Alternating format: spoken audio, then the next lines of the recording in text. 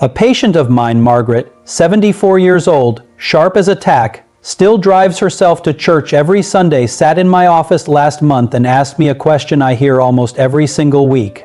She said, "Doctor, I eat well. I take my vitamins. I walk every day. So why is it getting harder to stand up from this chair?"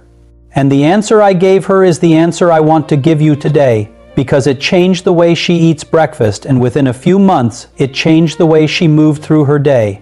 Here it is. Somewhere around 60, your body doesn't stop building muscle. It stops listening to the signal that tells it to build, and there is one ordinary, unglamorous ingredient, something that costs almost nothing, something most of us already have in our kitchen that researchers who study aging have examined for decades because it can turn that volume back up. Not by forcing yourself through workouts you dread, not by buying expensive equipment, simply by changing what lands on your plate. If you are over 60 and you have watched your arms get a little thinner, or your grip get a little weaker, or that chair get a little taller over the years, stay with me. This is your video. My name is Dr. Thomas Reynolds. I've spent more than 2 decades as a physician caring for older adults, and if those years taught me one thing, it's this. Nobody warns you that strength leaves quietly. It does not announce itself. It doesn't knock. It shows up as the grocery bag you now carry one at a time, as the pause at the top of the stairs, as the moment you steady yourself on the kitchen counter before standing up. And because it happens so slowly, so gently, we tell ourselves it's just age. It's just normal. And we stop asking whether something could be done about it. But here is the part they don't tell you. Common does not mean untouchable. Normal does not mean hopeless. The body that feels like it's winding down is not out of tricks, it just needs the right signal, at the right time, in the right amount. And that is exactly what we're going to talk about today. Before I tell you what the ingredient is, let me make you a promise, so you know exactly what you're getting yourself into. By the end of this video, you're going to know what this ingredient is and why your body seems to have forgotten how to use it. Why muscle matters more after 60 than at any other time in your life. The one mealtime mistake that may be quietly robbing you of its benefits. Which everyday foods deliver the most of it, especially if chewing has become difficult. Whether the pills and powders you see advertised are worth your money. And most important of all, what you can realistically expect over the coming weeks and months. 7 truths, that's all. 7 truths, and each one builds on the last. And one honest note, because you deserve honesty, I'm not going to promise you miracles. I won't tell you this ingredient turns back the clock, melts away your wrinkles, or gives you the arms of a weightlifter. What I will tell you is what the research suggests and what I have watched help real patients when it's used the way the evidence recommends. That's the difference between a video that flatters you and advice that actually helps you. I'm here for the second kind. Before we begin, I would love to know who's in the room with me today. Drop a comment with your first name, your age, and where you're watching from. I read every single one of them. And if you're new here, consider subscribing. Every week I take one topic exactly like this and break it down in plain language, the way I'd explain it to my own family across the dinner table. So, 7 truths. Let's begin with the one that surprised me most when I first learned it, and the one that explains almost everything you may have been noticing in your own body. Truth number 1. After 60, your muscles stop listening. Now, I'm going to use a word you may have heard from your doctor, and I want to take the fear out of it before it lands. Sarcopenia, simply age-related muscle loss, the slow, steady thinning of the muscle that began, for almost all of us, somewhere around age 30. Before we rolled, we don't notice it, in our 40s and 50s. We blame it on being busy, but after 60, after 70, the pace picks up and the changes become impossible to ignore. The forearms soften, the thighs lose their firmness, the belly seems to grow while the shoulders seem to shrink. Here's the thing most people misunderstand. Your body is not broken, it is not failing, it's just become hard of hearing. Let me explain it the way I explain it to my patients. Your muscles are constantly being remodeled. Think of them as a house that is always under construction. Every single day, part of the house is torn down and part of the house is rebuilt. That's not a bug. It's how muscle stays healthy. Protein is the lumber, and amino acids are the individual boards. When you eat a meal containing protein, your body breaks it down into those boards, and a cellular signal says, "Okay, crew, get to work. Rebuild in a young body." That signal is loud and clear. You eat some protein and the construction. Crew jumps into action. Now here's what happens with age. The signal gets quieter. The crew shows up, but they need a much louder whistle to start working. Researchers have a name for this anabolic resistance, and in plain English, it means your muscle has become resistant to the very thing that's supposed to build it. The protein is there. The boards are there, but the foreman doesn't blow the whistle loud enough to get the crew moving. Let me give you a picture. Imagine talking to your grandchild in a quiet room. You whisper, and they hear you perfectly. Now imagine the same whisper in a crowded restaurant with dishes clattering and music playing. Same words, same voice, but nothing gets through. That's what happens to older muscle. It's not that the message disappeared. It's that the background noise of aging turned up and the message now needs to be spoken louder to be heard. And here is where most people make the mistake that costs them years. When the muscle stops responding, they respond the wrong way. They eat less because their appetite is smaller. They move less because it feels harder. And slowly, the construction site goes quiet altogether. Less lumber delivered, no whistle blowing. The house starts to lose rooms. If you've ever wondered why loss of strength seems to snowball in the years after 60, this is the snowball. It rolls when we stop feeding the signal. But here's the empowering part, and I want you to hold on to this. Because the problem is a quiet signal, the solution is a louder one, and your body has a built-in way to make that whistle blow away that doesn't require a gym membership, a personal trainer, or a single push-up. It comes down to one ingredient that, when it reaches, your muscle is the closest thing the body has to a foreman yelling, "All right, crew, let's build." We are going to meet that ingredient in just a moment. But first, I need you to understand why this matters so desperately, because if you think muscle is just about how you look in a mirror, you are about to be surprised. That's truth number 2, and it may be the most important thing I say in this entire video. Truth number 2. Muscle is not about looking good. It's about staying alive and staying independent. I know how that sounds bold, even dramatic, but stay with me. For people over 60, muscle is not vanity. It is your body's savings account. And like any savings account, if you only withdraw and never deposit, eventually there's nothing left to live on. Let me show you what I mean, because the list is longer than you think. First, muscle is your engine. Your ability to walk, to climb stairs, to carry groceries, to play with a grandchild, it comes from fuel being burned in your muscles. Muscle is also the largest organ in your body that consumes blood sugar. Every pound of muscle is a little furnace that keeps your blood sugar in a healthy range. When muscle thins out, that furnace disappears and the sugar that used to be burned by your thighs and shoulders has nowhere to go.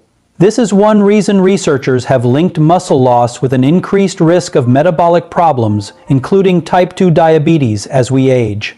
The strength in your legs and the numbers on your blood tests are not separate stories. They are the same story. Second, muscle is your frame. Hidden inside your body is a skeleton, and muscle is what holds it together and moves it. This matters far more after 60 because of a word I want you to know: frailty. Frailty isn't a feeling, it's a clinical condition in which strength, stamina, and reserve drop so low that a small insult, a cold, a minor fall can set off a cascade of bigger problems. And the single most powerful predictor of that cascade is simple: how much muscle you're carrying. When researchers study older adults, they repeatedly find that those with stronger legs, stronger grips, and more muscle mass tend to be the ones who keep their independence, who can get up off the floor after a stumble, who can navigate a flight of stairs, who can live in their own homes longer. That is not poetry, that is epidemiology. Third, muscle is your shield. Carry a bag of groceries, and the muscles of your arms and back absorb the load and protect the joints beneath them. Walk on uneven ground, and your legs and the small muscles around your ankles act like shock absorbers. Reach for a high shelf, and the muscles of your shoulders and spine hold you balanced. Strong muscle is protective gear you were born with, covering your knees, your hips, your spine, your back. And fourth, muscle is your reserve tank, the thing every doctor thinks about during an illness, an operation, a hospital stay. When the body is stressed, it doesn't burn fat first. It reaches for the nearest fuel, muscle. A person with good muscle reserve can weather an infection, a surgery, a broken bone, and come out the other side still able to walk. A person with little reserve can come out of that same hospital stay fundamentally changed, weaker, thinner, sometimes never quite the same again. Geriatricians have a saying, when you lose muscle, you lose your margin, and after 60, everybody needs a margin. So when I tell you that this one ingredient matters, I am not talking about your biceps. I'm talking about your heart's fuel supply, your blood sugar balance, your ability to catch yourself, your recovery from illness, your independence. It's the foundation almost everything else in healthy aging stands on. And now at last, it's time to introduce you to the ingredient. You've been patient, and I promise this next part is worth the wait, because when you see what it is, you're going to smile. It's not exotic. It's not expensive. It's not something you have to order from the internet. It's been sitting in your kitchen your whole life. That's truth number 3. Truth number 3. The ingredient is leucine, and it's hiding in plain sight. Leucine, say it with me, leucine. It's not a new discovery. It's not a miracle compound from a lab. Leucine is an amino acid, one of the building blocks of protein, and it is found in almost every source of protein you already eat. But here's what makes it different from every other building block. Leucine doesn't just get stacked into muscle like lumber into a house. It does something far more special. Leucine is the trigger. Think of your muscle building machinery as a team of construction workers waiting for a signal to start their shift.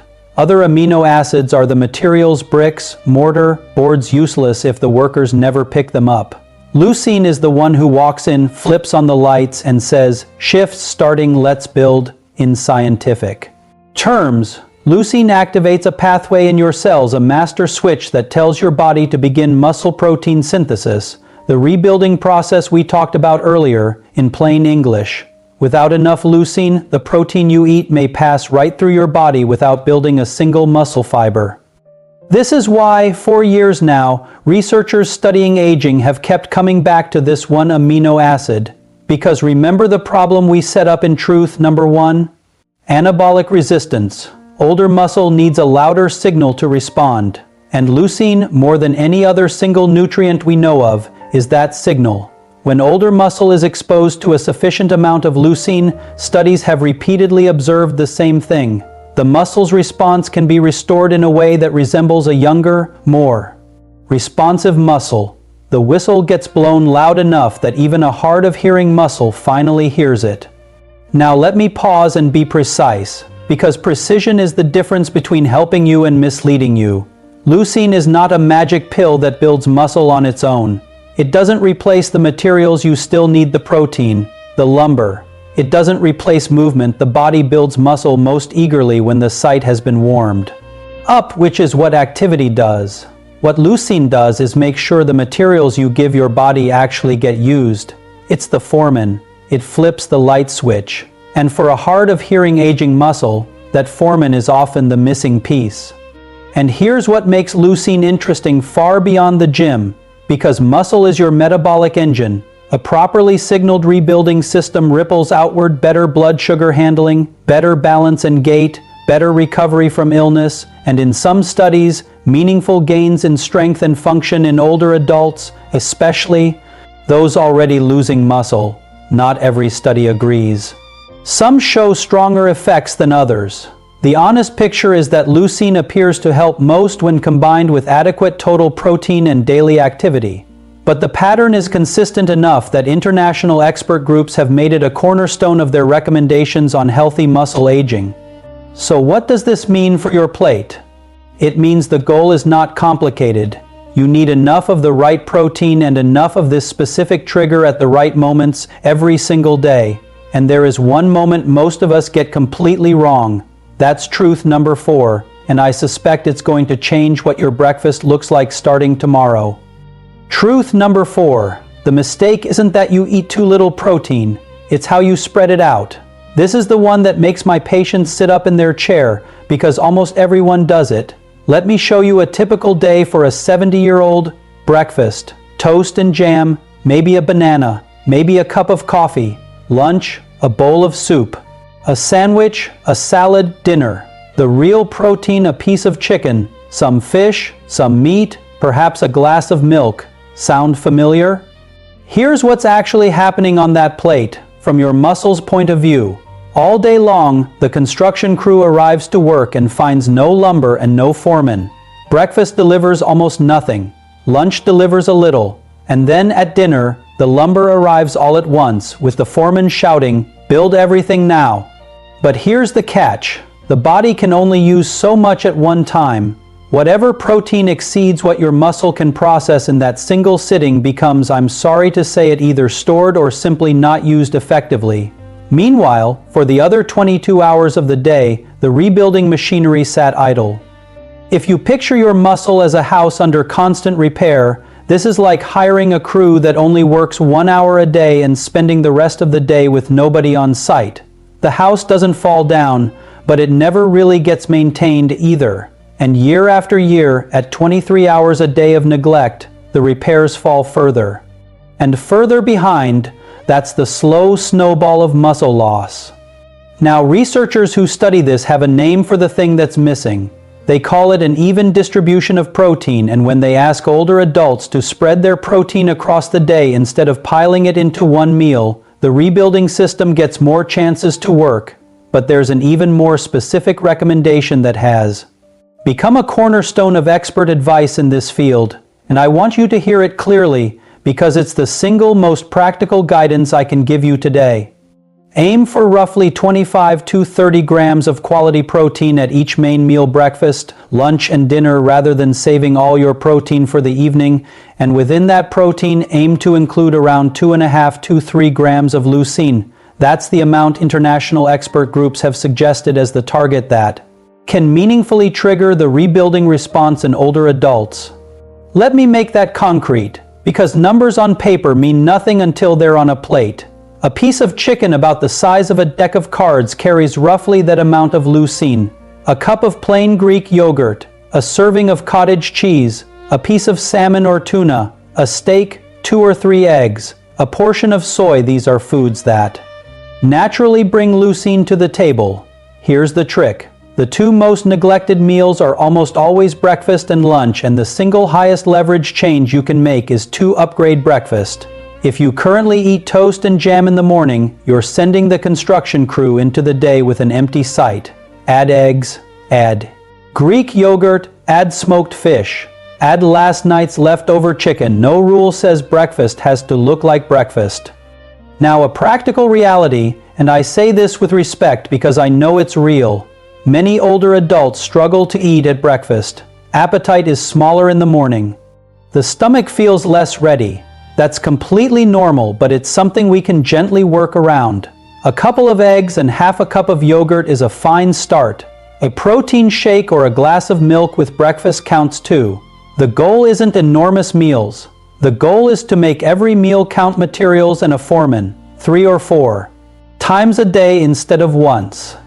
One more mistake I see constantly: the light dinner habit. Many older adults, especially those living alone, eat a deliberately small evening meal, a bowl of soup, some crackers, maybe some fruit. They think they're being virtuous. They're actually starving their overnight repair crew. The body does much of its muscle maintenance while you sleep, and if dinner is soup and crackers, the night shift shows up to an empty site. Do I need to tell you that a doctor is not asking you to eat like a bodybuilder? No, I'm asking you to eat like a person who wants to be strong enough to live independently at 85. Those are 2 very different plates, and now you know which one is which. Of course, knowing what to eat and being able to eat it are 2 different things. Chewing problems, Dentures, swallowing difficulties, a smaller appetite, these are real barriers, and I haven't forgotten you. So in our next truth, let's talk about getting leucine into your day in ways that work even when food itself is a struggle. That's truth number 5, and it includes a detail that many seniors have never been told. Truth number 5. When food becomes difficult, your options are better than you think. Let me speak directly to the viewers who nodded when I mentioned chewing problems, because I know there are quite a few of you. Maybe dentures don't fit the way they used to. Maybe certain foods are just too hard, too tough, too much trouble. Maybe your appetite has shrunk, and the idea of working through a chicken breast feels more like a chore than a pleasure. I want you to know, I hear you, and there's a way through. Here's the first thing I want you to understand. The amount of leucine you need is not enormous. Remember the target 2.5 to 3 grams per meal. Now let's see how friendly that target actually is. A cup of Greek yogurt? You're there. A serving of cottage cheese with some fruit? Close behind, a couple of eggs scrambled soft, easy to chew. Absolutely. A bowl of oatmeal made with milk, topped with a spoonful of something protein-rich. You're adding to the count with every bite, a protein shake. That's the easiest one of all. It requires no chewing whatsoever. This matters more than you might think, because something has been observed again and again in the research. When protein is harder to get, muscle loss accelerates and the walls of decline go up faster than anyone expects. A year of poor intake, a hospital stay, a period of eating only soft, low-protein foods, and the body quietly hands back some of the strength it took decades to build. The good news. The reverse is also true. When protein and leucine are easy to get, the system gets the message it needs day after day. So let me give you what I privately call the soft food muscle menu: gentle on the mouth, generous to your muscles, scrambled or soft-boiled eggs with a little cheese, Greek yogurt if plain is too tart, a drizzle of honey changes everything, cottage cheese with mashed berries or banana, lentil soup, bean soups soft, warm, quietly, rich in protein, fish that flakes easily, like salmon or cod, mashed lightly with a fork, ground meat or poultry in stews and casseroles, a glass of warm milk before bed, a comfort, and a small nightly deposit into the muscle account, and smoothies, fruit, yogurt or milk, a scoop of protein powder if you like, blended until they drink. Like a milkshake, there is someone watching right now who can eat every single one of these foods, and that person's muscles have no reason to shrink. But I also want to address the question I know is in the back of your mind, because every single person over 60 eventually asks it. It's the question about those powders and pills you've seen advertised, the ones promising 2 fight sarcopenia and rebuild muscle fast. Are they worth your money? That's truth number 6, and I'm going to give you an answer that might surprise you, along with a warning that could save you from spending good money on the wrong thing. Truth number 6. Supplements can help, but only if you choose and use them the right way. Let me be direct with you, because you deserve a straight answer. The supplement aisle is a noisy place, and in my decades as a physician, I've watched too many patients spend money on powders that gathered dust and pills that did nothing. So let me separate what's worth considering from what's worth skipping. First, the honest summary. The evidence on leucine supplements by themselves is mixed. Some studies find that adding extra leucine to an otherwise adequate diet makes little difference because leucine was never the missing piece. Others, especially in older adults already losing muscle, find that leucine-containing supplements, particularly combined with the other essential amino acids and vitamin D, appear to support better strength and function over time. The takeaway: supplements are not magic. They are tools, and a tool only works when it's the right tool for the job. Here's how I put it to my patients. Ask yourself one question: are you getting the protein and leucine you need from food? If yes, yogurt, eggs, fish, beans spread across your meals, a supplement probably won't add much, and I'd rather see your money stay in your pocket. But if no, appetite is poor, you're living alone and cooking has become a chore, you're recovering from illness, chewing is a struggle, then a protein supplement makes excellent sense. It's far better to drink your 25 grams of protein than to go without. Products designed for muscle health in older adults combine protein with added leucine and vitamin D, the combination the research has looked at most favorably. Your doctor or a registered dietitian can help you find one that suits you. Now the warning, please hear it with the seriousness it deserves. 2 things. First, more is not better. The target is roughly 2.5 to 3 grams of leucine per meal. Beyond about 3.5 in one sitting, the muscle's response stops climbing. Your body isn't a warehouse, it can't stockpile an entire day's protein in one glass. A supplement should complete your meals, not replace them. Second, and most important for your safety, if you have kidney disease, liver disease, or any condition that requires you to watch your protein intake, or if you're taking medication for diabetes and your blood sugar is delicate, do not start a protein or amino acid supplement without speaking to your physician first. Protein changes how your body processes many things, and your doctor knows your story, your labs, your medications. That's not a warning to frighten you, it's the same advice I give my own family. And one more practical note, because I want you to succeed at this. Consistency beats intensity every single time. If you decide a morning shake works for you, then a morning shake every day is worth more than a perfect program you follow for 3 weeks and abandon. The muscle-building machinery doesn't care about your intentions. It cares about what arrives at the building site day after day. Which brings me to my final truth, and it's the one that answers the question everyone really wants answered. Doctor, if I do this right, what will I actually notice? And how long will it take? That's truth number 7, and it's the most hopeful part of this entire conversation. Truth number 7. The changes come quietly, but they come. I want to be honest with you, because honesty is the foundation of everything I've said today. If you change your protein today and expect to feel different tomorrow, you will be disappointed. Muscle doesn't work on that time scale. It works the way a garden works, slowly, steadily, invisibly at first, and then one morning, you look out the window and realize something is different. Let me tell you what the research in my own clinic have taught me about what that looks like in real life. In the first weeks, most people notice very little, which is exactly why so many give up. But if you keep going, somewhere between 1 and 3 months, the changes begin to surface. The chair isn't quite as tall when you stand up. The grocery bag feels lighter even though the groceries weigh the same. You climb the stairs without pausing at the landing. The walk you take each morning gets a little easier by the end of the street. These are not dramatic transformations. They are quiet ones. And quiet changes are the ones that last, in studies lasting several months. Older adults who improved their protein and leucine intake, especially alongside regular daily activity, have shown meaningful gains in leg strength, in grip strength, in walking speed. Those are not gym statistics. Those are the metrics of independence. Those are the numbers that determine whether you can get up off the floor, whether you can carry the laundry, whether you can keep living the life you love, in the home you love. And that is what I want you to take away today. This is not about chasing youth. It's not about pretending to be 40.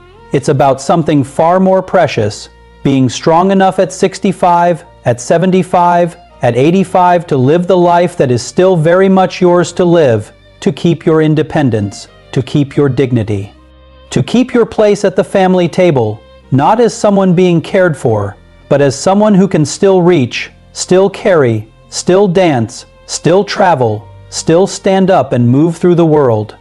3 meals, 1 ingredient, a little planning, a whole lot of consistency, that is the entire prescription. Now let me bring all 7 truths together, because they build on one another like bricks in a wall, and I want you to carry the whole wall out of here.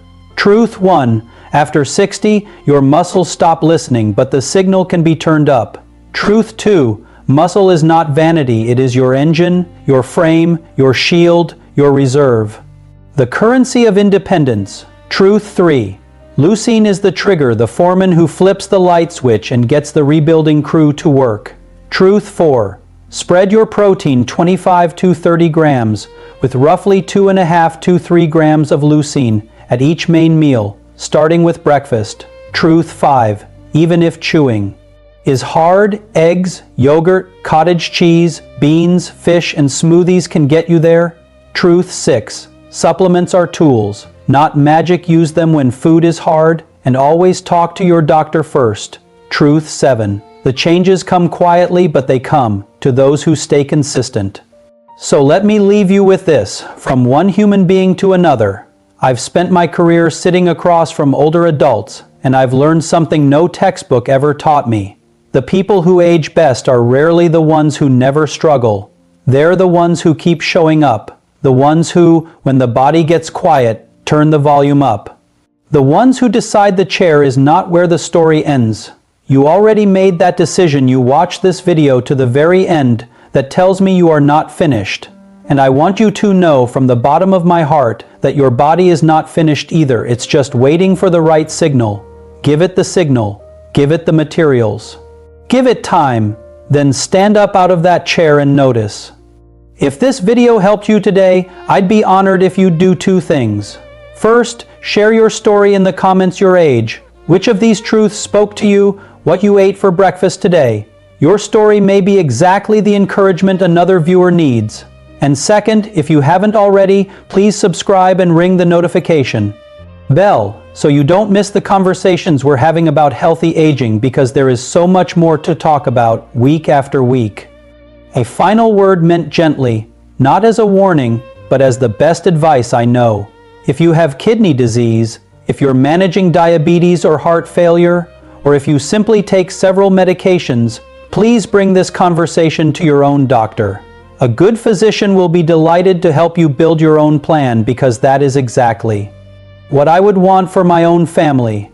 Thank you for trusting me with your time, your health, and your heart. My name is Dr. Thomas Reynolds. Look after yourselves and look after each other. I'll see you in the next one.